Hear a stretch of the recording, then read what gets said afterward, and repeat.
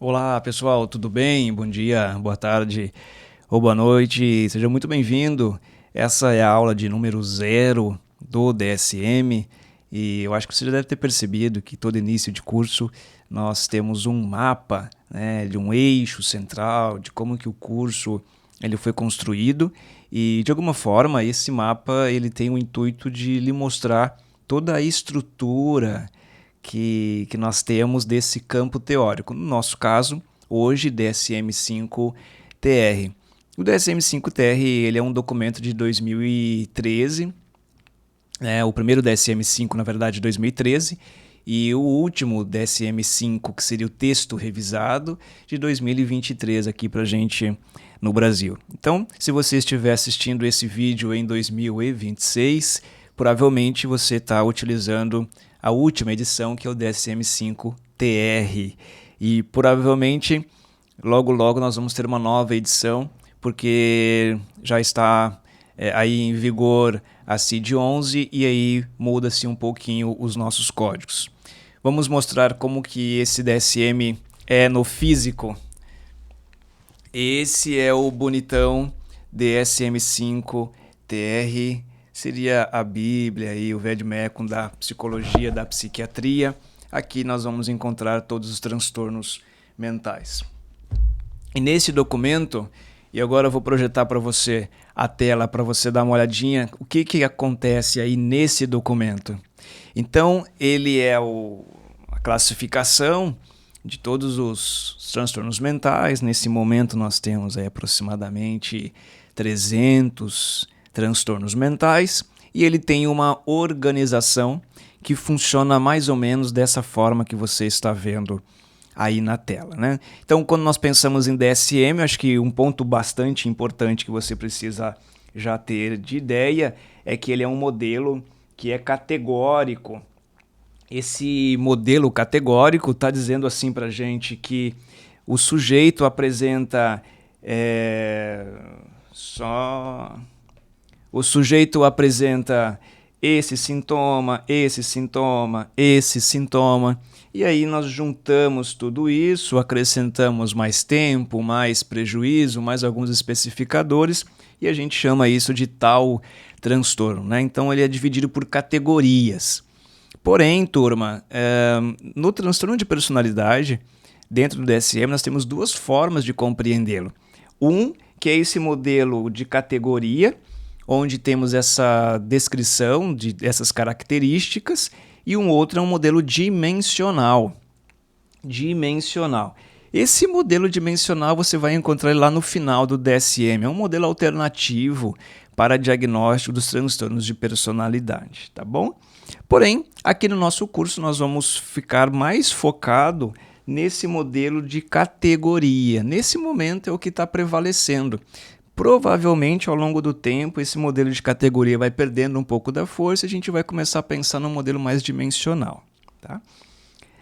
Nos critérios diagnósticos, lembrando que cada transtorno mental, então ele tem uma lista, né, de critérios diagnósticos, uma lista de características que pertence àquele transtorno. E esses critérios, dentro do DSM, ele é dividido em letra A, letra B, letra C. Normalmente, e aí já vai a primeira dica para você, a letra A, o critério A, ele é muito determinante, porque ele traz ali a característica essencial, a característica central daquele transtorno mental e também, provavelmente, ali ele já vai trazer uma informação relacionado ao tempo. Por exemplo, transtorno depressivo maior, o paciente precisa apresentar humor deprimido, ou diminuição do prazer por pelo menos 2 semanas. Isso tudo você já vai encontrar no critério A. Então, se tem um critério que seria a base daquele transtorno, o critério seria o A. Esse é um ponto de partida porque, de novo, você encontra aí a característica essencial. A grande maioria dos transtornos, ele vai trazer um número mínimo de sintomas. Vamos dar o exemplo da depressão maior. Número mínimo de sintomas, pelo menos 5 sintomas de um total de 9 sintomas, tá? Alguns transtornos também vai trazer uma duração mínima. Essa duração mínima, de novo, a gente lembra do transtorno depressivo maior, duração mínima de 2 semanas. Se a gente pode pensar em outro transtorno, como exemplo, transtorno depressivo persistente, aí nós já estamos pensando no mínimo 2 anos. Então veja, primeiro, ele é um modelo categórico e você vai encontrar as categorias aí dentro. Cada categoria tem uma divisão por critérios. Esses critérios eles são divididos em letras, letra A, letra B, letra C. O critério mais importante seria o critério A, porque ele vai trazer para você o tempo e vai trazer a característica essencial daquele transtorno. A grande maioria tem uma duração dos sintomas e também tem um prejuízo. O prejuízo ele pode ser um prejuízo funcional ou pode ser um sofrimento. Isso também é um critério fundamental de compreensão. Lembrando que esse primeiro momento eu estou apresentando o global, tudo que apresenta no DSM. E aí nas aulas aí para frente você vai ter essa compreensão de cada informação que está aqui em um detalhe maior. Especificadores, ele quer dizer que determinados transtornos mentais você precisa especificar, isto é, colocar alguma informação adicional, como, por exemplo, gravidade ou o curso daquele transtorno e assim por diante, tá? Ele vai trazer para você que esses cursos ele pode variar como episódico, recorrente, em remissão, ou pode ser crônico. E essas informações, aqui cabe um parênteses. Informações como essa de curso, ele não vai deixar muito claro para você o que é o curso, a definição de curso. Ele não explica muito bem como que é essa evolução temporal.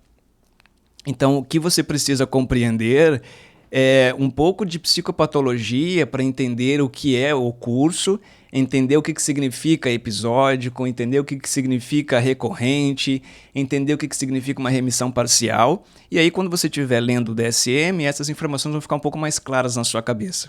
Porque nem sempre o DSM traz definições desses termos. Para compreender isso, repito, você pode buscar isso em psicopatologia, que lá nós vamos compreender melhor sobre essas definições. O DSM ele está dividido em seções. Agora nós estamos aqui desse outro lado. Então nós temos seção de neurodesenvolvimento, onde nós vamos encontrar o TDAH, por exemplo, o autismo. Nós temos os psicóticos, nós vamos encontrar a esquizofrenia, esquizoafetivo, por exemplo. Nós temos os dos humor, os transtornos do humor, que aí a gente encontra bipolar, depressão. Temos de ansiedade, por exemplo, que seria ansiedade social, transtorno do pânico, ansiedade generalizada, e segue a lista, tem um grupo grande aí. O de personalidade, esquizotípico, borderline, narcisista, antissocial. E temos também os de substâncias, como a gente pode encontrar, né, o uso de substâncias. E aí a lista ela é gigantesca, opioide, maconha e segue a lista. Tá? Então aqui nós temos alguns exemplos dessas seções que nós vamos encontrar no DSM. Alguns exemplos, na verdade ele tem uma quantidade maior, por exemplo, está fora parafílicos, está fora trauma estressor, está fora obsessivo compulsivo. Então essa lista ela é maior, lembrando que aqui é apenas um exemplo de todos os conteúdos que fazem parte do DSM. Cada um desse daqui, né, turma, cada classe dessa daqui abre um leque gigante de transtornos, tá bom? Entender que o DSM está utilizando a CID-10-MC, na verdade. CID-10-MC seria CID Catálogo Internacional de Doenças, a edição número 10, e MC seria Manual Clínico, tá? Aqui eu coloquei CID-11 apenas para lembrá-los que provavelmente no próximo DSM a gente já vai trazer essa alteração. Significa que Se você está no consultório, você vai receber um documento, pode ser que esse código seja da CID-10MC. Se for, você vai encontrar esse código no DSM-5-TR. Agora, se o médico, no laudo do médico, aparece CID-11, provavelmente você não vai encontrar esse código no DSM-5-TR, porque os códigos são diferentes. Então eu coloquei aqui apenas para essa lembrança. No DSM, ele também vai apresentar as comorbidades, ele vai fazer diagnóstico diferencial, ele vai trazer o desenvolvimento, por exemplo, daquele transtorno, vai falar um pouquinho, inclusive, de prognóstico. Então, ele traz algumas informações a mais para compreender o transtorno mental. E por fim, gente, a gente já vai fechando essa ideia inicial, é que o DSM, como qualquer documento, ele tem alguns limites. Então, nem sempre ele vai trazer uma base de explicação das causas, a etiologia daquele transtorno. Ele tem uma base apenas descritiva, né? Então ele vai descrever ali o conjunto de sintomas. E isso é bastante perigoso, inclusive, se você não tem uma base DSM, você vai ler ele aí desavisado, é perigoso que você acabe encontrando um transtorno para você. Você começa a encontrar assim, isso daqui eu tenho, isso daqui eu tenho, acho que eu sou isso daqui. No final eu acho que eu tenho esse transtorno. Então isso é muito perigoso porque temos um risco aí de medicalização, de patologização, de psicologização da vida, porque ali ele pode ser um pouco amplo e aí, em alguma medida, se você não tiver um discernimento clínico, acaba que você se identifica com as informações que estão ali. Então, ele é um documento bastante rico, mas claro, ele tem aí algumas deficiências que precisam ser levadas em consideração. Muito bem, aqui terminamos o nosso mapazinho de todos os conteúdos que nós vamos pensar aqui neste curso sobre o DSM. Muitíssimo obrigado por estar aí. Nos vemos na próxima aula. Valeu. Tchau.